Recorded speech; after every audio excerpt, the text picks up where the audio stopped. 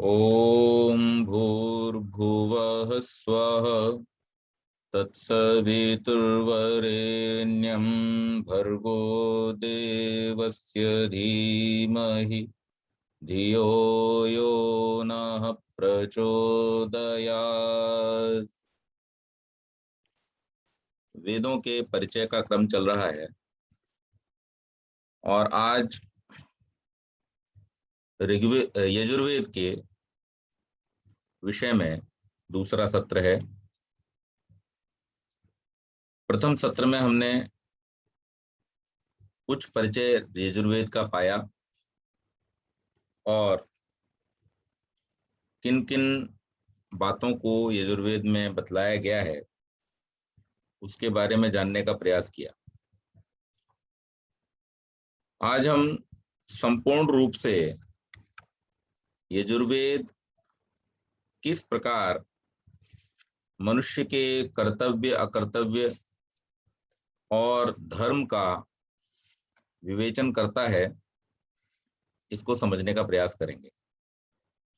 पहले अध्याय से लेकर के और 40वें अध्याय तक 1975 मंत्र यजुर्वेद में आते हैं और यजुर्वेद को शुक्ल यजुर्वेद और कृष्ण यजुर्वेद इन दो नामों से जाना जाता है। शुक्ल यजुर्वेद में जो यज्ञ आदि के अनुष्ठान के लिए मंत्रों का ही संकलन है इसलिए इसको शुक्ल कहा जाता है, और जो कृष्ण यजुर्वेद है उसमें मंत्रों के साथ साथ जो ब्राह्मण ग्रंथ हैं उनके वाक्यों का भी संकलन किया गया है इसलिए उसको कृष्ण यजुर्वेद कहा जाता है। पर मूल रूप में हम लोग जो यजुर्वेद संहिता है उसी को स्वीकार करते हैं और संहिता ही मूल वेद के रूप में है। बाकी जो ब्राह्मण आदि ग्रंथ हैं वो सहायक ग्रंथ हैं, वो वेद के मंत्रों को समझने के लिए ऋषियों के द्वारा की गई व्याख्याएं हैं, उनके सिद्धांतों को समझाने के लिए उनके द्वारा किए गए विवेचन हैं। लेकिन जो मूल वेद हैं वो संहिता के रूप में। यजुर्वेद की इसी प्रकार से बहुत सारी शाखाएं भी हैं, लगभग 100 शाखाएं यजुर्वेद की बताई जाती हैं, लेकिन अभी उपलब्ध समस्त नहीं है। कुछ उपलब्ध हैं और कुछ बहुत सारे जो आक्रमण हमारे देश पर हुए उसके कारण से भिन्न भिन्न पुस्तकालयों की हानियां किए जाने के कारण से वो अभी अस्तित्व में नहीं है, उपलब्ध नहीं होते। इसके बाद इसमें मैंने आपको बतलाया था कि तैत्तिरीय संहिता, मैत्रायणी, कठ संहिता और ब्राह्मण ग्रंथों की अगर बात करें तो शतपथ ब्राह्मण, तैत्तिरीय ब्राह्मण, मैत्रायणी ब्राह्मण, ये सब यजुर्वेद के जो सहायक ग्रंथ हैं। उपनिषदों की अगर बात करें तो बृहदारण्यक, ईशावास्य उपनिषद के बारे में आप सब जानते ही हैं, ईशोपनिषद जिसको कहा जाता है। तो ये इसकी तैत्तिरीय, कठ, श्वेताश्वतर आदि उपनिषदें और आरण्यक ग्रंथ हैं। आरण्यक का मतलब जो अरण्य में कहे गए, ऋषियों के द्वारा जंगलों में, आश्रमों में अपने शिष्यों को वैदिक मंतव्यों को समझाने के लिए जो ग्रंथ कहे गए वो आरण्यक ग्रंथ कहलाते हैं, वो उपनिषद के रूप में है। और यजुर्वेद का भाष्य, जैसा कि मैंने आपको बतलाया था कि वो हमें सौभाग्य से महर्षि दयानंद सरस्वती का उपलब्ध होता है। अपने जीवन काल में महर्षि ने यजुर्वेद का संपूर्ण और ऋग्वेद का कुछ भाष्य किया, तो यजुर्वेद हमें पूरा का पूरा महर्षि दयानंद का उपलब्ध हो जाता है। विषय इसका कर्मकांड है और कर्मकांड के विषय में भी जैसा मैंने बतलाया था कि कर्म करते हुए भी व्यक्ति को जो कर्मों का डायरेक्शन है वो किधर रखना चाहिए ये हमें यजुर्वेद से पता चलता है। कर्म कांड का विषय होने का मतलब कोई ये ना समझे कि भाई यजुर्वेद में हमको ये बतलाया जाएगा कि हम मोबाइल कैसे बनाएं, कंप्यूटर कैसे बनाएं, कंप्यूटर बना करके उस पर क्या काम करें। ये वेद का काम नहीं है। वेद हमें मार्गदर्शन करते हैं। तो हमारे कर्मों की दिशा क्या होनी चाहिए, हमारे कर्मों की रूपरेखा क्या होनी चाहिए, उनकी प्लानिंग क्या होनी चाहिए, और उनसे जो हम अचीव करना चाहते हैं वो क्या होना चाहिए, इसमें मार्गदर्शन हमारा वेद करते हैं। तो अध्याय 1 से चलते हैं।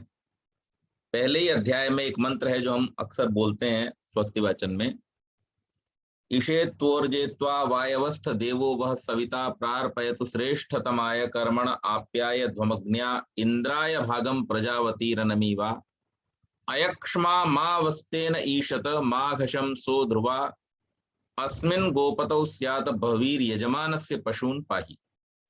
ये यजुर्वेद का प्रथम मंत्र है, और इस प्रथम मंत्र का भाष्य करते हुए महर्षि लिखते हैं कि उत्तम कार्यों की सिद्धि के लिए मनुष्यों को ईश्वर की प्रार्थना अवश्य करनी चाहिए। उत्तम कार्यों की सिद्धि के लिए हमारे पशु सुरक्षित हों, हमारा धन सुरक्षित हो, हमारा जीवन सुरक्षित हो, चोर उचक्के हमारे ऊपर राज न करें जैसे आजकल कर रहे हैं। हमारा जो राजनीतिक वर्ग है उसको अगर आप देखेंगे तो ज्यादातर लोग जो हैं वो आपको आपराधिक बैकग्राउंड के मिलेंगे। अब थोड़ा बहुत सुधार होना शुरू हुआ है, लेकिन वो थोड़ा बहुत है, पर्याप्त नहीं। पर्याप्त सुधार तब होगा जब इस देश की बाकी संस्थाओं की तरह राजनीति में प्रवेश करने के लिए भी कुछ योग्यता के मानदंड निर्धारित कर दिए जाएंगे, तब पूरा सुधार होगा। अभी क्या है, अभी तो कोई भी दाव पेच लगा के, गुंडागर्दी करके, दादागिरी करके, लोगों को प्रभावित करके किसी भी तरीके से और राजनीति में प्रवेश कर सकता है। लेकिन वास्तव में जो वैदिक मंतव्य है, जो वैदिक तरीका है, उसमें राजनीति को इस रूप में नहीं देखा गया, बल्कि वहां पर यह कहा गया है, एक सेकंड, तो किस प्रकार से हम अपने जीवन के कर्मों को करते हैं, उसकी दिशा का निर्धारण कैसे होना चाहिए, ये हमको यहाँ बतलाया गया। तो यहाँ पर महर्षि एक बहुत महत्वपूर्ण बात कह रहे हैं। परमेश्वर को सविता देव के रूप में संबोधित करते हुए, सविता का अर्थ है जिससे सब उत्पन्न हुआ है, उत्पादक। तो सविता इस रूप में ईश्वर को यहां पर संबोधित किया गया है। जैसे ऋग्वेद का प्रथम मंत्र जो है वहां पर ईश्वर को अग्नि के रूप में संबोधित किया गया, अग्नि मीडे पुरोहितम करके। यहां पर सविता के नाम से संबोधित किया गया है, हे संसार के बनाने वाले परमात्मा देव, हमें श्रेष्ठतमाय कर्मणे, जीवन में श्रेष्ठ कर्म करने की प्रेरणा दीजिए।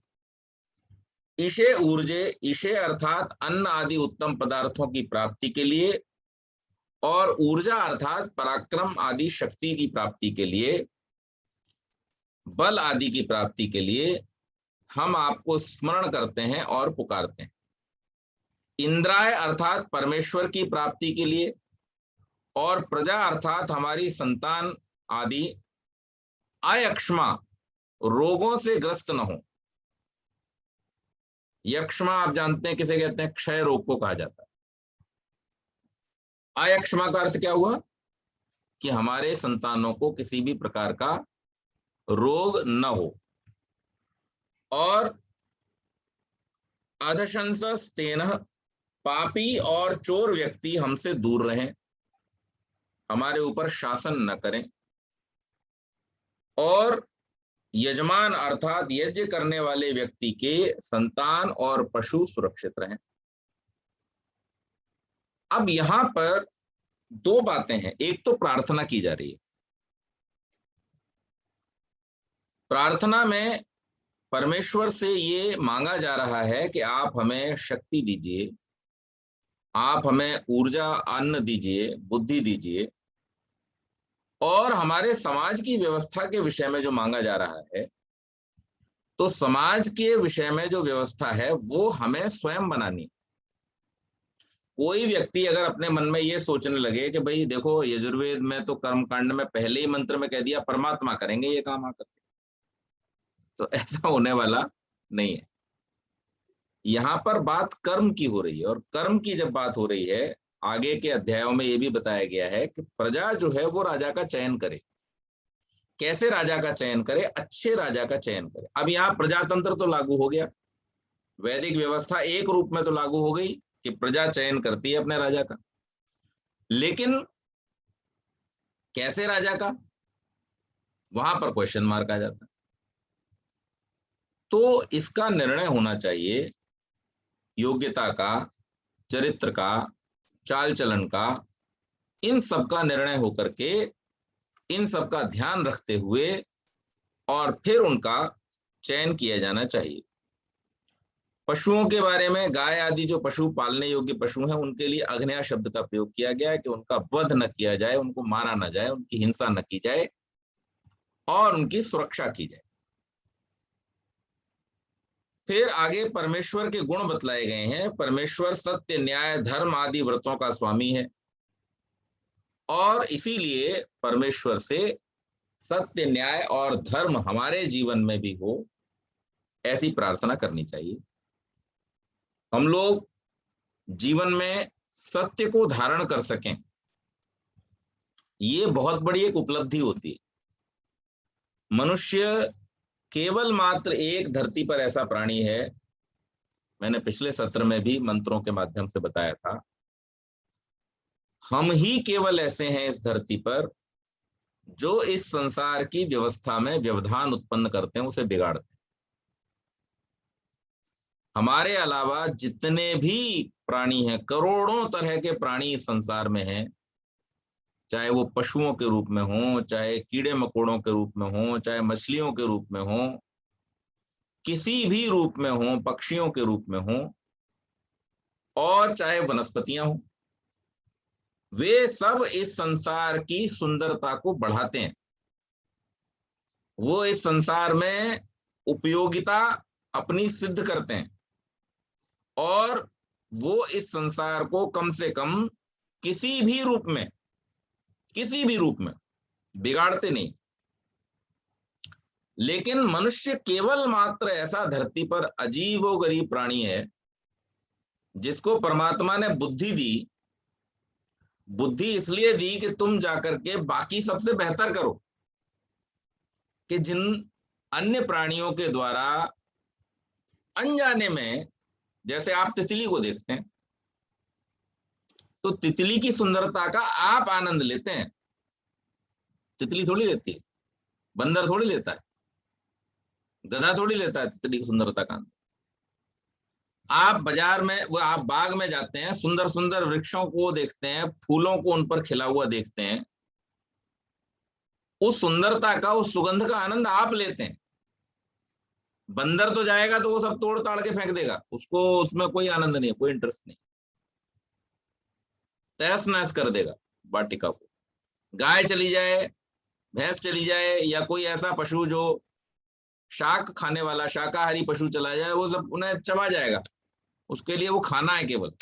उसके लिए वो कोई सुंदरता का विषय नहीं है, वो उसके ऊपर कविता नहीं लिखेंगे, गुलाब की पंखुड़ियों पर कोई कविता नहीं लिखेंगे।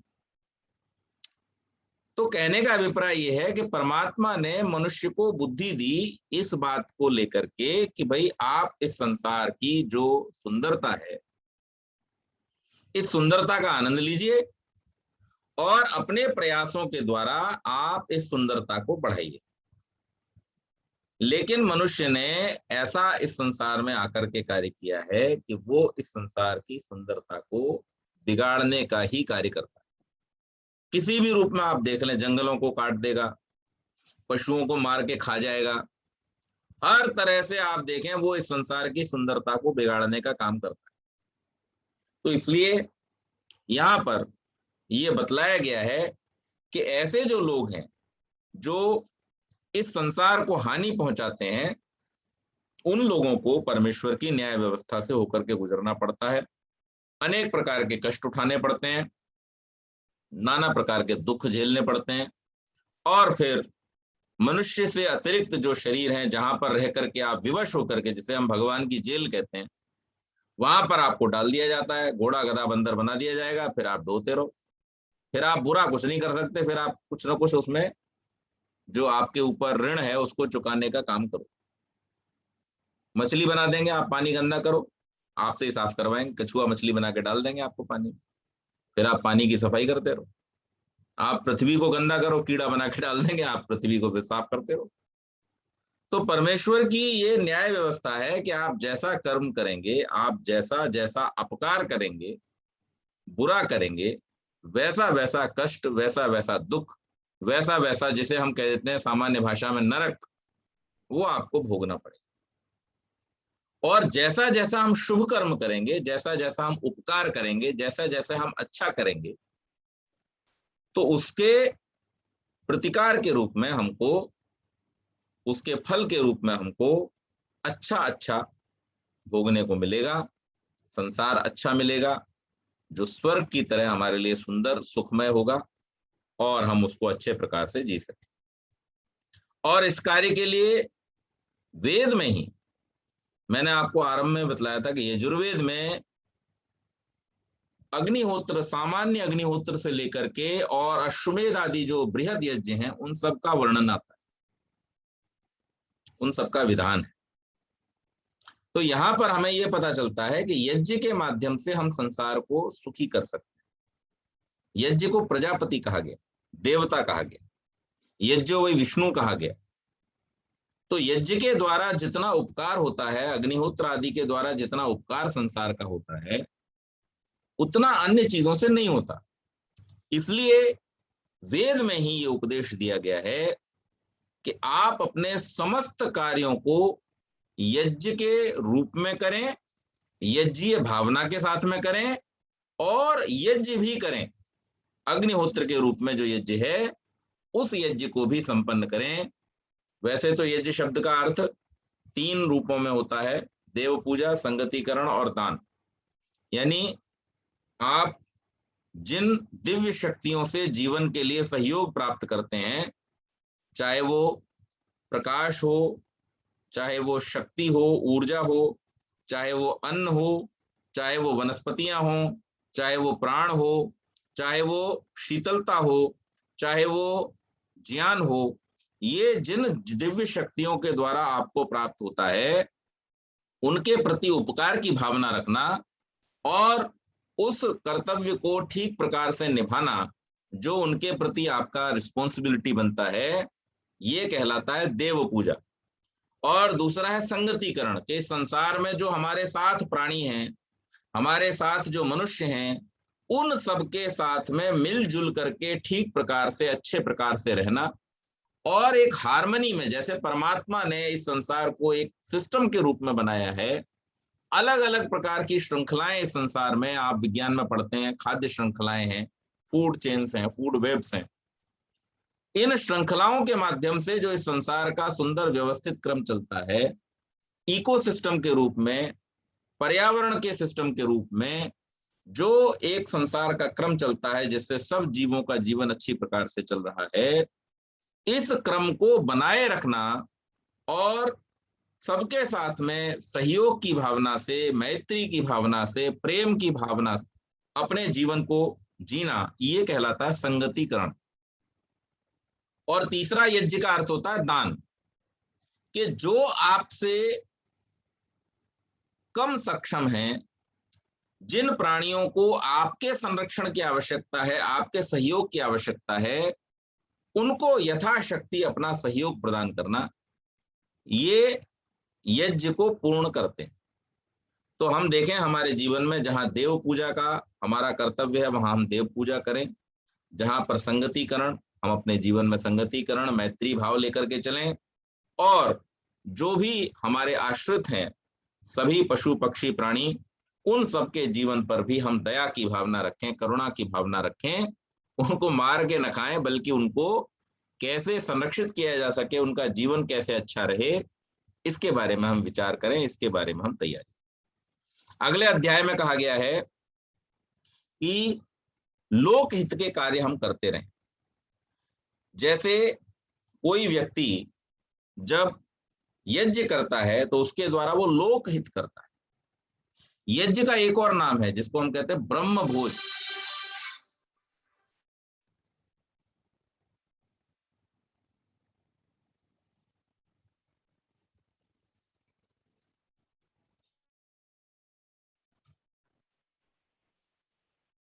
तो इसको ब्रह्म भोज क्यों कहा गया है?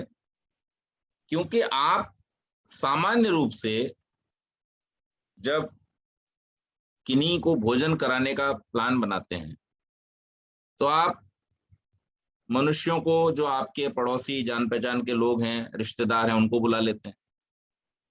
फिर उसके बाद जो दिखाई देने वाले, शहरों में तो थोड़ा मुश्किल होता है, गाँव में गाय है, कुत्ता है, कौआ है, ऐसे पशु पक्षी जो होते हैं घरों में पले होते हैं या आस पड़ोस में होते हैं, उनको भी थोड़ा बहुत खिला देते हैं।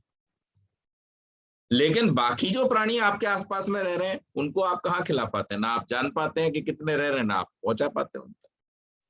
लेकिन जो भी पदार्थ, जो भी श्रेष्ठ पदार्थ, आप अच्छे पदार्थ जब आप अग्नि में समर्पित करते हैं तो यज्ञ के वाष्प और धूम्र के माध्यम से वो पूरे वातावरण में फैल जाते हैं और उसका लाभ वहां पर उपस्थित प्रत्येक प्राणी को मिलता है। केवल वहां पर उपस्थित नहीं बल्कि दूर दूर तक जहां पर भी उसकी सुगंध जाती है,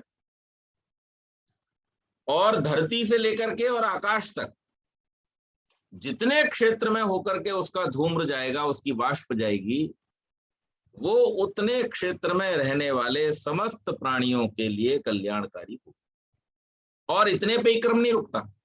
इसके बाद जब वो बादलों में जाकर के मिल जाएगा, बादलों के साथ जब वर्षा के रूप में नीचे बरसेगा तो फिर नीचे आकर के फिर प्राणियों को पोषण देगा, उनको लाभ देगा। उसमें औषधीय गुण होंगे जल के अंदर और उससे भी उनका उपकार होगा। उसके बाद वो अन्न में वही जल जाएगा तो अन्न के माध्यम से जहां जहां तक पहुंचेगा वहां उनको लाभ मिलेगा। तो एक श्रृंखला शुरू हो जाती है जब आप अग्निहोत्र करते हैं, यज्ञ करते हैं। तो श्रेष्ठ कार्यों को इसीलिए करना चाहिए, लोकहित के कार्यों को मनुष्य को इसलिए करना चाहिए जिनमें यज्ञ प्रधान है, और उसके अलावा भी दान आदि करना, ये सब बहुत सारे श्रेष्ठ कार्य हैं जिनको अगर मनुष्य अपने जीवन में धारण करता है तो वो निश्चित रूप से अच्छे प्रकार से अपने जीवन को व्यतीत कर सकता है। अब इसी अध्याय में पति पत्नी का क्या कर्तव्य है उसके बारे में भी चर्चा की गई है कि जो पति और पत्नी है घर में, उनका क्या रोल होना चाहिए। और यहां पर बड़े सुंदर तरीके से ये बतलाया गया है कि केवल मात्र घर में रहना और गृहस्थ के कार्यों को कर लेना, जो आजकल समझे जाते हैं गृहस्थ के कार्य, कि धन कमा के ले आना, घर के सामान की व्यवस्था कर लेना और संतान उत्पत्ति करना, ये गृहस्थ के स्थूल कार्य हैं। लेकिन गृहस्थ का लक्ष्य बहुत ऊंचा है और वेद उसमें उपदेश करता है कि गृहस्थ में रहते हुए अपने जीवन में समर्पण भाव को सीखना, अपने जीवन में स्वच्छता को सीखना, अपने जीवन में समाज की उन्नति के विषय में सीखना, और इसके साथ साथ संयम सीखना, इसके साथ साथ अपने जीवन में वृद्ध जो लोग हैं उनकी सेवा करना सीखना, अर्थात पंच महायज्ञों को सीख करके उस परमात्मा की उपासना करना सीखना, संतान का पालन पोषण करने की एक जिम्मेदारी जो होती है उसको सीखना, समाज के एक घटक के रूप में एक परिवार रूपी इकाई को धारण करते हुए उसका कैसे विनियोग, कैसे विनिमय और कैसे उसका मैनेजमेंट किया जाए इसके बारे में सीखना, धन को कमाना और धन का ठीक ठीक उपयोग करना सीखना, भोजन आदि के, आयुर्वेद आदि के विज्ञान को सीखना, ये बहुत बड़े उद्देश्य हैं जो प्रत्येक मनुष्य को जो गृहस्थ में है उनको धारण करने चाहिए। विवाह संस्कार के समय में, वैदिक विवाह विधि में यही बातें समझाई जाती हैं कि जो भी व्यक्ति अब गृहस्थ में गया है उसको अपने जीवन में श्रेष्ठ कार्यों को धारण करना है, श्रेष्ठ उद्देश्य को धारण करना है। केवल मात्र रति ही गृहस्थ का उद्देश्य नहीं है, बल्कि धर्म का पालन करना प्रमुख उद्देश्य है। प्रजा और रति गौण उद्देश्य हैं, और इसलिए मनुष्य पुरुषार्थी बने, उपासक बने, परमात्मा को जाने और ये भी जाने कि ईश्वर की कृपा किस पर होती है और किस पर नहीं होती। जो श्रेष्ठ कर्म करता है ईश्वर की कृपा का पात्र बनता है, जो दुष्कर्म करता है वो कभी भी ईश्वर की कृपा का पात्र नहीं बनता है, क्योंकि परमात्मा न्यायकारी है। और इसलिए प्रत्येक व्यक्ति को अपने जीवन में ये व्रत धारण करने चाहिए, जिन्हें पंच महायज्ञों के रूप में महर्षि दयानंद सरस्वती ने बतलाया है। वेद में यही बात कही गई है कि हर व्यक्ति को अपने जीवन में परमात्मा की उपासना, माता पिता की सेवा, राष्ट्र की सेवा, प्राणियों की रक्षा, ये सारे के सारे गुण अपनाने ही चाहिए। यज्ञ के ही महत्व को तीसरे और चौथे अध्याय में भी बतलाया गया है कि यज्ञ करने के और यज्ञ के लिए पुरुषार्थ करने के क्या फल होते हैं, और मुक्ति भी हमें यज्ञ के माध्यम से ही प्राप्त हो सकती है, क्योंकि यज्ञ करने वाले व्यक्ति की जो भावना होती है वो निष्काम हो जाती। आप देखिए, जब हम यज्ञ कर रहे होते हैं तो उस समय में हम आहुति देते हैं, और आहुति देने का अर्थ क्या होता है? जो हमारे पास है उसको त्यागना। अब हमारे सारे के सारे कार्य किससे चलते हैं? हमारे मन की प्रवृत्ति से। जैसी प्रवृत्ति होती है वैसे ही कार्य हम करते हैं, वैसा ही हमारा चरित्र बनता चला जाता है। जो व्यक्ति अपने जीवन में यज्ञ के माध्यम से स्वाहा की प्रवृत्ति को धारण करता है, उसका जो स्व है अर्थात जो स्वार्थ है वो धीरे धीरे समाप्त हो जाता है। और जब स्वार्थ की भावना समाप्त हो जाती है, अपने लिए ही सब कुछ करने की भावना समाप्त हो जाती है, तो उस व्यक्ति के जीवन के कर्म निष्कामता की ओर बढ़ने लगते हैं। और जो व्यक्ति अपने जीवन में निष्कामता को धारण कर लेता है वही मुक्ति का अधिकारी बनता है, वही स्वर्ग का अधिकारी बनता है। तो इसलिए यहां पर यह बतलाया गया। चौथे अध्याय में जल का महत्व और वेद सम्मत क्या कर्म होते हैं, हमें कौन से कर्म करने चाहिए, शिल्प और भौतिक विद्याएं, हमें अपने जीवन में किस प्रकार के घरों को बनाना चाहिए, किस प्रकार के राजभवनों को बनाना चाहिए, किस प्रकार के सुरक्षा भवनों को बनाना चाहिए, इनके विषय में शिल्प विद्या को पढ़ करके पारंगत होकर के आप देखिए, आप अगर पुराने किलों में जाएंगे, जो भारतीय स्थापत्य कला में बहुत सारे किले बने हुए हैं, आगरा के किले में आप जाएं, दिल्ली के किले में आप जाएं, यहाँ पर महाराष्ट्र में भी बहुत सारे किले, उन किलों में आप जाएं, वहां कोई एयर कंडीशनिंग नहीं है, किसी प्रकार के एयर कंडीशनर नहीं लगे हुए वहां। लेकिन आप उनके अंदर जब प्रवेश करेंगे तो आपको कभी भी गर्मी का, सर्दी का, इस तरीके का एहसास नहीं होगा। एक बहुत ही सुंदर वहां पर वातावरण बना रहता है पूरे समय। क्यों? उनका जो निर्माण किया गया है, उस निर्माण की जो व्यवस्था है वो इस प्रकार से बनाई गई है कि उसमें वातावरण अनुकूलित रहता है। अब हम वातानुकूलित करते हैं मशीन के द्वारा, लेकिन यही अगर हम ठीक प्रकार से निर्माण करने की विद्या को सीख लें, जो हमारे पूर्वजों को प्राप्त थी, इतने इतने सुंदर मंदिर हैं। आप जाएंगे दक्षिण भारत में या पूर्वी भारत के इलाके में जाएंगे, आपको ऐसे ऐसे सुंदर मंदिर मिलेंगे कि आप उनकी कला को देख करके विस्मित हो जाएंगे, चकरा जाएंगे कि क्या है ये, इतना सुंदर। एक मंदिर तो ऐसा है कि जिसमें जो खंबे लगे हुए हैं, जिन पे मंदिर खड़ा है, उनके नीचे से आप कपड़ा निकाल सकते हैं, वो कहीं टच ही नहीं होते। अब मंदिर भी खड़ा हुआ है और खंबे भी जमीन को छूते नहीं, तो काय पे खड़ा हुआ है? ऐसे ऐसे बड़े बड़े आश्चर्य वहां पर दिखाई देते हैं। ऐसे मंदिर हैं जहां पर सूर्य की जो किरणें हैं वो ठीक समय बताती हुई एक एक झरोखे से नीचे उतरती हैं, एक एक झरोखे से ऊपर चढ़ती हैं। तो वहां पर समय का अनुमान उनके द्वारा लगा लेते हैं। तो एक से एक गजब की स्थापत्य कला और वास्तुकला का जो नमूना है वो हमें हमारे भारतीय शिल्प विज्ञान में देखने को मिलता है। तो वेद में यही कहा गया है कि हम अच्छी शिल्प विद्या सीख करके और अच्छे भवनों का निर्माण करें, जिससे हमारा जो जीवन है वो सब प्रकार से सुखी हो और सुरक्षित हो, और इसके साथ साथ हम अच्छे प्रकार से सुरक्षा पूर्वक अपनी संतानों के साथ में, पशु आदि के साथ में रहें। हमारा व्यवहार श्रेष्ठ हो, हमारे व्यवहार से हम कृपणता को हटाएं। कृपणता, कंजूसी या अनुदारता, इसे हमें अपने व्यवहार में नहीं रखना चाहिए, क्योंकि जिस व्यक्ति के व्यवहार में कृपणता होगी वो व्यक्ति कभी भी न स्वयं प्रसन्न रह सकता है और ना ही वो किसी दूसरे को संतुष्ट कर सकता है। इसलिए कृपणता का हम त्याग करें। इसके साथ जो विद्वान है उनको किस प्रकार से हम संभालें, 5वें अध्याय में ये बतलाने का प्रयास किया गया है कि जो वेद के, शास्त्रों के ज्ञाता हैं, भिन्न भिन्न विषयों को जानने वाले लोग हैं, उन लोगों का हम संरक्षण करें। क्यों संरक्षण करें? क्योंकि मार्गदर्शक हमेशा वही होते हैं, और अगर हमारे पास में मार्गदर्शक नहीं होगा तो फिर हम सही रास्ते पर नहीं चल सकते।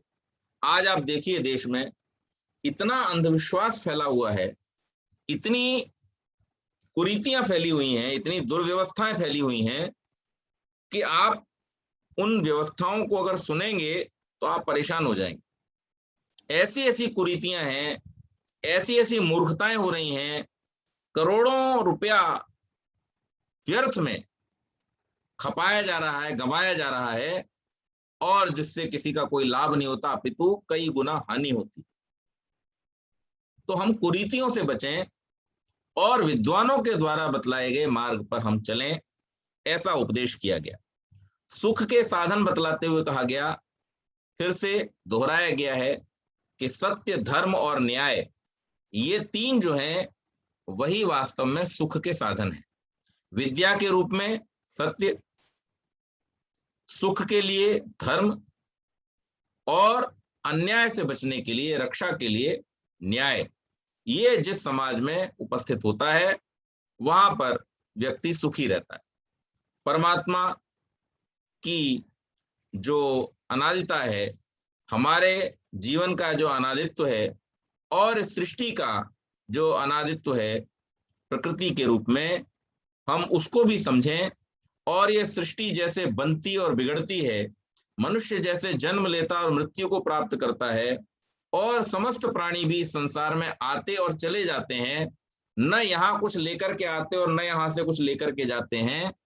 इस सत्य को समझ करके और अपने अनादित्व को समझ करके, ईश्वर के अनादित्व को समझ करके, अनंतता को समझ करके, और प्रकृति के अनादित्व और अनंतता को समझ करके हम तदनुसार अपने व्यवहार को संतुलित करें, ये यहाँ पर बहुत आवश्यक है। हम देखते हैं सामान्य व्यवहार में, आप जब किसी कार्यक्रम में जाते हैं, या समझ लीजिए एक और सरल उदाहरण कर देता हूं इसको, आप सिनेमा हॉल में जाते हैं। सिनेमा हॉल में जाकर के आप बड़ी ही सभ्यता से वहां क्यू में खड़े हो जाते हैं। अगर समझिए आपने ऑनलाइन बुकिंग किया है तो भी प्रवेश करते समय जो लाइन लगवाई है, वहां पर जो व्यक्ति खड़ा रहता है वो आपको लाइन में लगा देता है, आप लाइन में लग जाते हैं। और जो नंबर आपकी कुर्सी पर, आपके टिकट पर लिखा हुआ है, उस नंबर को देख करके आप चुपचाप उसी कुर्सी पे जाकर के बैठ जाते हैं। और वहां पर ये लिखा हुआ है do not spit, spitting is prohibited, तो आप बिल्कुल वहां पर थूकते नहीं, गंदा नहीं करते। वहां पर लिखा हुआ है नो स्मोकिंग, तो आप स्मोकिंग भी नहीं करते। वहां पर लिखा हुआ है नो ड्रिंकिंग, तो आप वहां पर जाके शराब भी नहीं पीते। वहां पर यह भी लिखा हुआ है कि आप बाहर का खाना नहीं लाओगे, यहीं से खरीदना पड़ेगा आपको, जो कुछ भी खाने, स्नैक्स वगैरह, तो भी आप उस नियम का पालन कर लेते हो। गाड़ियों के लिए जहां पार्किंग की व्यवस्था की गई है वहीं जाके पार्किंग करते हो। उसके लिए जो धन देना निश्चित किया गया है वो आप धन भी देते हो। ऐसा क्यों करते हो आप? क्योंकि वहां पर आप ये जानते हो, ये मानते हो कि यहां पर हम आए हैं, ये हमारी जगह नहीं है। इस जगह पर हम केवल मात्र जो हमारा उद्देश्य है फिल्म देखना, उसके लिए आए हैं। और इसलिए अगर हम फिल्म देखने के अलावा कुछ भी गड़बड़ यहां पर करेंगे, जिन चीजों की मनाही है उन कामों को यहां पर करेंगे, तो हमको सजा मिलेगी। पेनल्टी लग जाएगी। ये भय हमारे मन में होता है, इसलिए हम वहां पर जाकर के एकदम सोफिस्टिकेटेड वे में बिहेव करते हैं, हम एकदम वहां पर जाकर के सभ्य बन जाते हैं, सिविलाइज्ड हो जाते हैं। लेकिन इस संसार के नियमों को न जानने के कारण से संसार में भी यही बतलाया जाता है, बचपन से ही सबको ये सिखाया जाता है कि भाई ये संसार भी ऐसा ही है, यहाँ आप आए हो अपने उद्देश्य से, और उस उद्देश्य के अलावा अगर कुछ भी गड़बड़ की तो पेनल्टी लगेगी, पेनल्टी लगती भी है, कोई बच नहीं सकता। सिनेमा हॉल में एक बार को बच भी जाओगे, लेकिन संसार में आप पेनल्टी से नहीं बचोगे। परमात्मा की न्याय व्यवस्था बड़ी जबरदस्त है। तो इसलिए इस बात को भी ठीक ठीक मनुष्य समझ ले और समझ करके उसके अनुरूप अपने व्यवहार को रखे, अपने विचार को रखे और वैसे ही जीवन को जिए, तो निश्चित रूप से ये संसार स्वर्ग समान हो जाएगा। और किसी का किसी से जो वैर है, जो द्वेष है और जो झगड़े हैं, वो सब समाप्त होकर के जो एक अमीर और दूसरा गरीब दिखाई देता है, जो एक बहुत संपन्न और दूसरा विपन्न दिखाई देता है, ऐसी स्थिति से संसार को बचाया जा सकता है, सुखी किया जा सकता है। लेकिन ये यज्ञ की जो भावना है, ये स्वाहा की जो भावना है, ये लोगों के अंदर आना आवश्यक है। तो यजुर्वेद हमें इस बात का उपदेश करता है कि हम अपने व्यवहार को ऐसा बनाएं, श्रेष्ठ बनाएं। इसके बाद राजा, राजा का क्या उत्तरदायित्व होता है, तो यहां पर कहा गया राजा के कर्तव्यों को बतलाते हुए कि सभाध्यक्ष को चाहिए, राजा को चाहिए कि श्रेष्ठ व्यवहार से सज्जन पुरुषों को आह्लाद देवे, आनंद करावे, श्रेष्ठों को आनंद करावे और दुष्टों को रुलावे। ये राजा का कर्तव्य होना चाहिए। अब यहां आजकल उल्टा दिखाई देता है, श्रेष्ठों को तो रुलाया जाता है और दुष्ट जो है मौज करते हैं। तो ऐसा व्यवहार जहां होगा, वहां पर निश्चित रूप से कर्तव्य के भूल जाने के कारण दुख बढ़ेगा और सुख कम हो जाएगा। लेकिन वेद हमें उपदेश करता है कि राज व्यवहार कैसा होना चाहिए कि वहां श्रेष्ठों को सम्मान दिया जाए। जिस समय भरत राम से मिलने के लिए गए, उन्हें वापस लाने का आग्रह करने के लिए, तो रामचंद्र जी ने भरत से कुछ प्रश्न पूछे और उन प्रश्नों में एक प्रश्न ये भी था कि भरत, तुम्हारे राज्य में क्या कोई विद्वान दुखी है? क्या तुम विद्वानों का भरपूर सम्मान करते हो? क्या तुम्हारे यहाँ अयोग्यों को कहीं योग्यों के स्थान पर तो नहीं बिठाया जाता? ऐसे प्रश्न उन्होंने किए। क्यों? क्योंकि राम और भरत दोनों ही वेद मार्ग पर चलने वाले, वेद की आज्ञाओं को मानने वाले लोग थे। और वेद की यह आज्ञा है कि जो राजा है वो यजमान की या यज्ञ की रक्षा करने वाले की, विद्वान की और श्रेष्ठ पुरुषों की रक्षा करे, और जो दुष्ट हैं, उनको हानि पहुंचाने वाले लोग हैं, उनका वो नाश करे। इसी प्रकार शिक्षण प्रक्रिया के लिए भी बतलाया कि सब विद्वान और विदुषी स्त्रियों की योग्यता है कि समस्त बालक और बालिकाओं की शिक्षा की व्यवस्था और उनको शिक्षा दान करें। जो विद्वान बन गया, वो विद्वान केवल इसलिए नहीं बन गया या विद्वान बन करके बस मैं अपने आप को पुजवाऊं, नहीं। विद्वान बनना तभी सार्थक है, और जो बात महर्षि दयानंद ने लिखी है आर्य समाज के तीसरे नियम में कि वेद का पढ़ना, पढ़ाना, सुनना, सुनाना। तो अब आपने पढ़ लिया, आपने जान लिया, जान करके आपने केवल अपने तक ही रख लिया, तो आपका काम पूरा नहीं हुआ। तो उसको आगे प्रचारित प्रसारित करना, दूसरों के कल्याण के लिए, अपनी उन्नति से संतुष्ट न रहते हुए दूसरों की भी उन्नति के लिए प्रयत्नशील होना, ये हमारे प्रयास की, हमारे परिश्रम की सार्थकता होती है। तो हमने जो ज्ञान विज्ञान प्राप्त किया है, उसको चाहिए कि वो जो ज्ञानी लोग हैं, जो विद्वान लोग हैं, वो उससे बालक बालिकाओं की शिक्षा की व्यवस्था करें, ताकि समाज के सभी नागरिक जो हैं वो शिक्षित, विद्वान और योग्य बने, और उससे एक अच्छे समाज की रूपरेखा तैयार हो। इसके बाद 8वें अध्याय में विवाह के विषय में बतलाते हुए कहा है स्पष्ट रूप से कि विवाह का जो अधिकार है, उसमें अधिकार, अधिक अधिकार कन्याओं को दिया गया।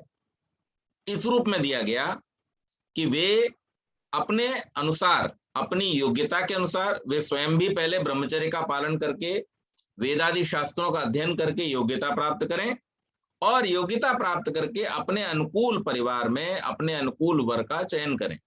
तो वहां स्वयंवर को प्रधानता दी गई है कि हमारे समाज की व्यवस्था ऐसी होनी चाहिए कि जहां वर के चयन का, विवाह के और गृहस्थ जीवन में जाने के जो ऑप्शंस हैं वो कन्याओं के पास होने चाहिए, ताकि वो अपने अनुकूल घर और वर का चयन कर सकें, ताकि उनका जीवन सुखपूर्वक व्यतीत हो। और इसलिए यहाँ पर यह भी बतलाया है कि गृहस्थ की जो योग्यता है वो जब तक प्राप्त न हो तब तक राज व्यवस्था के द्वारा, शासन व्यवस्था के द्वारा लोगों को गृहस्थ में प्रवेश न करने दिया जाए। देखिए, जो योग्य लोग गृहस्थ में जाएंगे वो परिवार को योग्य बनाएंगे और उनके द्वारा समाज में योग्य संतान प्राप्त होंगी, योग्य नागरिक प्राप्त होंगे। और अगर मूर्ख लोग गृहस्थ में जाएंगे तो वो मूर्खों को जन्म देंगे और मूर्खता ही समाज में फैलाएंगे। तो इसलिए वेद ने ये उपदेश दिया है और ये मार्गदर्शन दिया है कि जो भी समाज की व्यवस्था करने वाले लोग हैं वो इस बात को निश्चित करें, सुनिश्चित करें कि सभी बच्चों की शिक्षा की, योग्यता की व्यवस्था हो, और जब वो गृहस्थ जीवन में प्रवेश करने लगे तो वहां पर भी योग्यता को महत्व दिया जाए, और योग्यता को महत्व देते हुए अच्छे परिवारों की रचना हो। पत्नी योग्य हो, पति योग्य हो, राजा और प्रजा योग्य हो, परिवार के सभी लोग एक दूसरे को प्रेम करने वाले हों और समाज में सभी एक दूसरे की उन्नति चाहने वाले हों। राजा के कर्तव्यों को बतलाते हुए 9वें अध्याय में कहा गया है कि न्याय से प्रजा का पालन और विद्या का दान करना ही राजपुरुषों का यज्ञ करना है। यानी न्यायपूर्वक आज जो समाज में फैला हुआ है ये बहुत बड़ा घोर अन्याय है कि कोई व्यक्ति तो पूरा जीवन मेहनत करके भी थोड़ा सा पाता है, और कोई व्यक्ति केवल मात्र वो एक वर्ग विशेष में जन्म लेने के कारण से उसको सारी सुविधाएं मुफ्त में मिल जाती। तो ऐसा जिस समाज में होता है उस समाज की जो उन्नति है वो रुक जाती है। उस समाज को फिर आप ज्यादा दिन तक टिका नहीं सकते, उस राष्ट्र की उन्नति रुक जाती है। और इसलिए यहाँ पर यह स्पष्ट रूप से वेद में बतलाया गया है कि राजा को यह सुनिश्चित करना चाहिए, राज व्यवस्था को यह सुनिश्चित करना चाहिए कि जो योग्य हैं उनको प्राथमिकता मिले, जो अयोग्य हैं उनको योग्य बनाने का प्रयास किया जाए। सभी के लिए पालन की और विद्यादान की व्यवस्था राज पुरुषों के द्वारा, राजा के द्वारा की जानी चाहिए। और इसी प्रकार से जो राजकीय स्त्री पुरुष हैं उनको भी योग्यता के आधार पर ही वहां सम्मिलित किया जाना चाहिए। कोई भी व्यक्ति केवल मात्र इसलिए कि वो दाव पेच चला करके आ गया, जैसे आजकल आ जाते हैं, ऐसे व्यक्ति जब राज व्यवस्था में आ जाते हैं तो वो निश्चित रूप से राष्ट्र की हानि करने वाले होते हैं। तो चरित्र, योग्यता और उसका जो प्रभाव है उन सब चीजों को महत्व देते हुए ही उसको ये मिलना चाहिए। कर के विषय में भी बतलाया गया है कि जो प्रजा है वो अपने आय का कुछ अंश राजा को दे, ताकि राजा उस धन के द्वारा सर्व कल्याण के कार्यों को कर सके, श्रेष्ठ कार्यों को कर सके, व्यवस्थाओं को ठीक बना सके, लोक कल्याण कर सके। ऐसा करने के लिए प्रजा को चाहिए कि वो राजा को एक अपनी जो आय है उसका निश्चित हिस्सा कर के रूप में दें। ये प्रजा का धर्म बतलाया गया है। राजा और राज कर्मचारी जो हैं उनको अपने चरित्र के अंदर इन बातों को बिल्कुल स्पष्ट रूप से रखना चाहिए कि वे अपने जीवन के समस्त कार्यों को, जो भी कार्य वो राज अधिकारी रहते हुए कर रहे हैं, उन कार्यों को वो प्रजा के कल्याण के लिए ही करें और उसके द्वारा राष्ट्र की उन्नति सुनिश्चित हो, ऐसा उनको करना चाहिए। वो कभी भी राष्ट्र के अहित के लिए यानी राष्ट्रद्रोह के लिए कोई भी कार्य न करें, बल्कि सदैव अच्छे और लोकोपकारी राष्ट्र की उन्नति वाले कार्यों को ही करें। स्त्रियों की शिक्षा पर बहुत अधिक बल दिया गया है कि स्त्रियां शिक्षित होंगी तो निश्चित रूप से एक सुदृढ़ समाज की व्यवस्था बनेगी, और इसके बाद में योगाभ्यास के द्वारा हम शारीरिक उन्नति करें, वैज्ञानिक प्रगति करें जिससे राष्ट्र की उन्नति हो, और इसके साथ साथ परिवार की उन्नति के लिए सब प्रेम पूर्ण व्यवहार करें। कृषि और पशुपालन, इस पर महत्व दिया गया है कि सभी जो लोग हैं वो व्यवसाय के रूप में कृषि और पशुपालन को भी महत्व दें, और इसके द्वारा वो उन्नतिशील जो अच्छे अन्न आदि हैं उनको उत्पन्न करें। इसके साथ साथ पशुओं के द्वारा जो दुग्ध आदि प्राप्त होता है उससे अपने शरीर को बलिष्ठ बनाएं, राष्ट्र की रक्षा में सहयोगी हों। विदुषी स्त्रियों का महत्व बतलाते हुए 14वें अध्याय में कहा गया है कि विदुषी स्त्रियों को योग्य है कि कुमारी कन्याओं को ब्रह्मचर्य अथवा अवस्था में गृहस्थ आश्रम और धर्म की शिक्षा देके उनको श्रेष्ठ करें। अब देखिए, गुरुकुलों में जो आचार्याएं होती हैं, ये उपदेश उनके लिए कि गुरुकुलों में जो आचार्य जिनके पास में बच्चियां पढ़ने गई हुई हैं, उन बच्चियों को एक और जहां पर वो वेदादि सदशास्त्रों के विषय में बतलाएं, साथ ही साथ में वो गृहस्थ जीवन में भी किन नियमों का पालन करना होता है, किस प्रकार से अपने जीवन को ठीक प्रकार से जीना होता है, उनके नियमों के विषय में भी उपदेश करें। इससे क्या होगा कि समाज में जब सद स्त्रियां होंगी, अच्छी स्त्रियां होंगी, तो निश्चित रूप से समाज भी सुंदर बनेगा, श्रेष्ठ बनेगा। और इसी प्रकार से जो पुरुष हैं, वो पुरुष आचार्य अपने गुरुकुलों में जो छात्र हैं, ब्रह्मचारी हैं, उनको भी इसी प्रकार की शिक्षा किया करें, ताकि समाज में किसी भी प्रकार का जो व्यभिचार है, जो भ्रष्टाचार है, वो न फैले। राष्ट्र भक्तों के सम्मान की बात की गई है कि जो राष्ट्र भक्त हैं, जो राष्ट्र की उन्नति में सहायक हैं किसी भी रूप में, चाहे सुरक्षा के रूप में हो, चाहे वैज्ञानिक उन्नति के रूप में हो, चाहे साहित्यिक उन्नति के रूप में हो, चाहे वो प्रजा के जागरण के रूप में हो, किसी भी रूप में जो राष्ट्र की सेवा कर रहे हैं, ऐसे लोगों को सदैव सम्मानित किया जाना चाहिए। और न्यायाधीश कैसे हों, तो कहा गया कि सूर्य की किरणों से वाष्प बादल के रूप में परिवर्तित होते तथा बादल से वर्षा होती है, इसी प्रकार से जो न्यायाधीश हैं, उन न्यायाधीशों को भी क्या करना चाहिए कि जो न्याय है उसको, न्याय को ग्रहण करके और उसका ठीक ठीक निर्णय करके, और फिर वो उससे जो फल है वो प्रजा को दिया करें, पक्षपात रहित होकर के।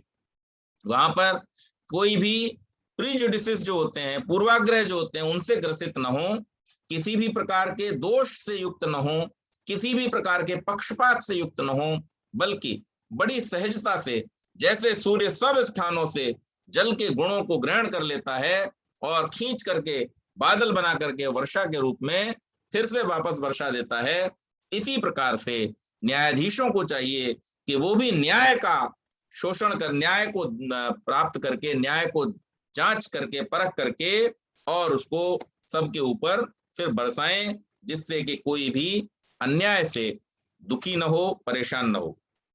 इसी प्रकार से राजा और सेनापति सदैव राज्य की सुरक्षा आदि की व्यवस्था करें। स्वास्थ्य एवं आयुर्वेद के विषय में भी चर्चा की गई है कि हमारा स्वास्थ्य अच्छा हो, क्योंकि हमारा स्वास्थ्य अच्छा नहीं होगा तो हम कर्म कैसे करेंगे। हमारा शरीर ही तो हमारे पास में कर्म करने का साधन है, और अगर इस शरीर को हमने संभाल करके नहीं रखा, इसको हमने स्वस्थ नहीं रखा, तो निश्चित मान लीजिए कि हम जीवन में प्लानिंग तो बहुत सारी करेंगे, लेकिन उन कार्यों को करने में हम सफल नहीं होंगे। तो इसलिए व्यक्ति को अपने स्वास्थ्य पर भी ध्यान देना चाहिए, और उसके लिए औषधियों का प्रयोग करना चाहिए। बाहरी पदार्थों का प्रयोग न करके जो हमारे नेचुरल पदार्थ हैं, यानी आयुर्वेदिक जो पदार्थ हैं जिनसे हमारी आयु बढ़ती है, ऐसे पदार्थों का सेवन करना चाहिए। अन्न और औषधियों का उसी रूप में सेवन करना चाहिए। बहुत ज्यादा खाने वाला और बहुत कम खाने वाला, ये दोनों ही व्यक्ति रोगी रहते हैं, परेशान रहते हैं। इसलिए हम इस बात को समझें कि हमें क्या खाना है, कब खाना है, कितना खाना है, और उसके अनुसार अपने जीवन को जिएं। इसके बाद में विद्वान और ब्रह्मचर्य की क्या महिमा है, इसके विषय में बतलाने का प्रयास किया गया है। ब्रह्मचर्य की महिमा मैं पहले भी आपको कई सारे टॉपिक में बतला चुका हूं, तो इसलिए उसको हम और अधिक समय नहीं देते हैं। इसके बाद में ऋतु विज्ञान, विवाह संस्कार के समय में सप्तपदी की विधि में ऋतुभ्यः षट्पदी भव ऐसी प्रतिज्ञा कराई जाती। ऋतुओं का विज्ञान जो है आज वो सिखाने वाला कोई नहीं है। किसी भी करिकुलम में, विद्यालयों में जीवन की जो वास्तविक विद्याएं हैं उनको नहीं सिखाया जाता। जोड़ घटाना सिखा देते हैं, जिसका थोड़ा सा उपयोग आपके जीवन में होता है। बाकी सब चीजें जो आप जीवन में जीते हैं वो कैसे जिए, उन जीने के समय में आने वाली समस्याएं जो होती हैं, आने वाली जो जिम्मेदारियां होती हैं, उनको कैसे निभाएं, कैसा व्यवहार करें, कैसा भोजन करें, अनुकूलता को कैसे समझें, कौन सी चीजों को हम जानें, कौन सी चीजों के अनुसार हम व्यवहार करें, ये सब चीजें बतलाई नहीं जाती। तो अभी जैसे पिछले अध्याय में बतलाया गया कि आचार्य और आचार्याएं विद्यार्थियों को गृहस्थ जीवन में कैसा व्यवहार करना है, कैसा भोजन पकाना है, कैसे पदार्थों को लाना है, कैसे घर बनाने हैं, किस प्रकार का ये शिल्प विद्या आदि, पाक विद्या आदि और ऋतु विज्ञान है, इसके विषय में बतलाएं। प्राचीन काल में हमारे यज्ञ विद्या में ऐसे महारथी लोग थे, ऐसे विद्वान लोग थे कि अगर किसी कारण से वर्षा नहीं हो रही है तो वो यज्ञ आदि के द्वारा वर्षा कराने में भी सक्षम होते थे। लेकिन वो विज्ञान अब बहुत कम लोगों के पास रह गया। धीरे धीरे वो उसको जानने वाले, उसमें परिश्रम करने वाले लोग समाप्त हो गए। पशु पक्षियों के क्या गुण हैं, किन पक्षियों को पाला जाए, किन पक्षियों को न पाला जाए, किन पक्षियों को घर में रखा जाए, किन पक्षियों को घर में न रखा जाए, पशुओं को कौन सो को घर में रखना है, कौन सो को घर में नहीं रखना है, ये भी विज्ञान सीखना होता है। कोई भी चीज ला करके घर में रख लेंगे तो फिर मान लीजिए कि आप उससे स्वयं को रोगी करेंगे, परिजनों को रोगी करेंगे। तो इसलिए ये बात भी इसमें बतलाई गई है कि कौन से पशुओं को रखें। मांस का स्पष्ट रूप से निषेध किया गया है, जुए का निषेध किया गया है कि मांस से बचें, मदिरा से, मादक पदार्थों से बचें, जुआ खेलने से बचें और विमान आदि जो हमारे साधन हैं उनकी विद्या को प्राप्त करें। और क्यों प्राप्त करें? क्योंकि उन विमानों के द्वारा जो तीव्र गति से एक स्थान से दूसरे स्थान तक पहुंचाते हैं, उन विमानों के द्वारा हम व्यापार के कार्यों के लिए, राज्य के कार्यों के लिए शीघ्रता से एक स्थान से दूसरे स्थान पर पहुंचे। तो इस प्रकार का वर्णन किया गया है। मेधा बुद्धि हमें प्राप्त हो और हम उस मेधा बुद्धि के द्वारा समाज और राष्ट्र की उन्नति करें, गूढ़ विषयों को हम सीखने का प्रयास करें। ज्योतिष के विषय में, ये जो हमारा ब्रह्मांड है, इस ब्रह्मांड में इतने सारे जो पिंड परमात्मा ने बनाए हैं, इन पिंडों का हमारे जीवन पर क्या प्रभाव होता है और कैसे ये हमें प्रभावित करके हमारे जीवन की उन्नति में या अवनति में, दोनों में अपना रोल प्ले करते हैं, ये बात हमको यहाँ पता चलती है। इसको भी हम जान सकते हैं। ये एक सूक्ष्म विज्ञान है, इसको भी समझना होता है। इसके साथ साथ एक और बात भी बतलाई गई कि ये मान लीजिए हमारा जो ग्रह है जिस पे हम रहते हैं, पृथ्वी ग्रह है, इसका जो पदार्थ विज्ञान है उसको समझ करके हम जो लाभ ले रहे हैं वो तो ले ही रहे हैं, लेकिन हमारा जो लाभ लेने का तरीका है वो ठीक नहीं है। हम किस रूप में लाभ समझने लगे हैं अब कि जो चीजें इस धरती से निकल करके महंगी बिकती हैं वो चीज इससे धरती से हमें लाभ हो रहा है। लेकिन वास्तव में देखा जाए तो हम खनन के द्वारा जो एक्सेसिव माइनिंग होती है, उत्खनन होता है, उसके द्वारा हम अपने लिए भी संकट पैदा कर रहे हैं और जो अन्य प्राणी इस पृथ्वी पर रहते हैं उनके लिए भी हम जीवन का संकट पैदा कर रहे हैं। तो ऐसा न करके वास्तविक जो लाभ है, इस पृथ्वी में जितने ज्यादा खनिज होंगे, हमारे अन्न में उतने ज्यादा खनिज, हमारी वनस्पतियों में उतने ज्यादा खनिज आएंगे, हमारे जल में उतने ज्यादा खनिज आएंगे और उसके कारण से क्या होगा कि जल भी हमें पौष्टिक मिलेगा, अन्न भी हमें पौष्टिक मिलेगा, वनस्पतियां भी हमें पौष्टिक मिलेंगी और उससे हमारा जीवन, हम क्या कर रहे हैं अब कि हम पहले मतलब जो कहानी बचपन में सिखाई जाती थी कि किसी व्यक्ति को एक कोई मुर्गी दे गया और उसने कहा देखो भाई ये मुर्गी बड़ी काम की है, सोने का अंडा देती है। एक दिन सोने का अंडा निकाल लिया, फिर दूसरे दिन सोने का अंडा निकाल लिया और फिर मन में लालच आया। एक दो अक्लमंद लोग भी मिल गए, उन्होंने समझा दिया, बोले भाई एक एक करके कितने दिन में अमीर होगा? अरे अंडा दे रही है तो इसके अंदर ही है ना अंडे सारे, निकाल ले। मुर्गी को ही मार दिया, पता चला कि जो एक अंडा रोज मिलता था वो भी मिलना बंद हो गया। तो आज हो क्या रहा है, इसी प्रकार से हमारा जो लालच है वो इतना बढ़ गया है कि हम उत्खनन में लगे पड़े हैं। जितने भी नेचुरल रिसोर्सेज हैं जो मनुष्य और अन्य प्राणियों के कल्याण के लिए परमात्मा ने दिए हैं, उनका हम एक्सप्लॉइटेशन कर रहे हैं और उसकी वजह से जीवन के लिए संकट उत्पन्न होता जा रहा है। तो इसलिए हम धैर्यवान बने, परमात्मा की इस व्यवस्था को समझें और पुरुषार्थ पूर्वक जीवन में अर्जित करते हुए हम आगे बढ़ें, तो निश्चित रूप से हमारा कल्याण हो सकता है। हमारे सब कार्यों की दिशा, जैसा कि मैंने प्रथम अंक में बतलाया था, यजुर्वेद के अनुसार परमात्मा की ओर होनी चाहिए। जब कोई मनुष्य अपने जीवन में इस दिशा को निर्धारित कर लेता है तो उसके कार्यों का ठीक ठीक निर्धारण स्वयं ही होने लगता है। तो इसलिए हम इस बात को ठीक प्रकार से समझें और अपने जीवन में धारण करें। ये यजुर्वेद हमें संदेश देता है, तो इस बात को हम समझने का प्रयास करें, यजुर्वेद का अध्ययन करें, डिटेल में इन चीजों को जानने का प्रयास करें। बहुत बहुत धन्यवाद।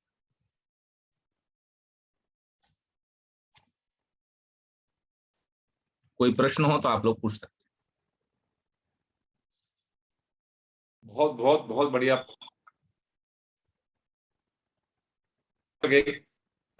लेकिन बहुत कोशिश कर रहे हैं समझने के लिए, उसको अपने अंदर समाने के लिए, बट मुझे लगता है कि इस जन्म में तो नहीं हो सकता। आर्य समाज में इट इज वेरी डिफिकल्ट। बोलना आसान है लेकिन it is very difficult to understand. और हाँ, मोटा मोटा ऊपर ऊपर का जो है उसको हम लोग डेफिनेटली हम लोग बात करते हैं बैठ करके। उसको हम लोग जो मेन मुद्दा है जिसको हम लोग डेली प्रोसेस में यूज कर सकते हैं, वो तो we are using it, use कर रहे हैं, इस्तेमाल कर रहे हैं। और and all thanks to you. बिल्कुल आपके कुछ आपके कहा हुआ उसे को हम लोग आगे धारण करके आगे we are working on it definitely. बहुत बढ़िया। बस जितना थैंक्स बोला जाए उतना कम है आपके लिए, सही में। बहुत बहुत धन्यवाद। कोई प्रश्न हो तो पूछ सकते हैं दक्ष जी। हमें तो प्रश्न उत्तर का ही समझ में नहीं आ रही, प्रश्न तो बहुत दूर की बात है। ये सब्जेक्ट ही हमारे लिए बड़ा कठिन सब्जेक्ट है। ये तो पीएचडी है हमारे लिए। बहुत बढ़िया। तो अगले सप्ताह सोमवार को अथर्ववेद के साथ में फिर से मुलाकात होगी। और अथर्ववेद, जिसे शिल्प का वेद कहा जाता है, क्योंकि अथर्ववेद का जो उपवेद है वो अर्थवेद और शिल्प वेद है, तो उसमें बहुत सुंदर सूक्त आते हैं जिनमें प्रकृति के विषय में, पृथ्वी के विषय में बहुत सुंदर चर्चाएं की गई हैं और उनसे हमें बहुत ज्ञान प्राप्त होगा। व्यवहार के विषय में हम कैसे अपने व्यवहार को मधुर बनाएं, उसके विषय में बहुत सुंदर चर्चा की गई है। वास्तु के विषय में बहुत सुंदर चर्चा की गई है। तो इन विषयों को हम अथर्ववेद से समझने का प्रयास करेंगे। तब तक के लिए अपना ध्यान रखिए। सब लोग नमस्ते। थैंक यू बहुत बहुत।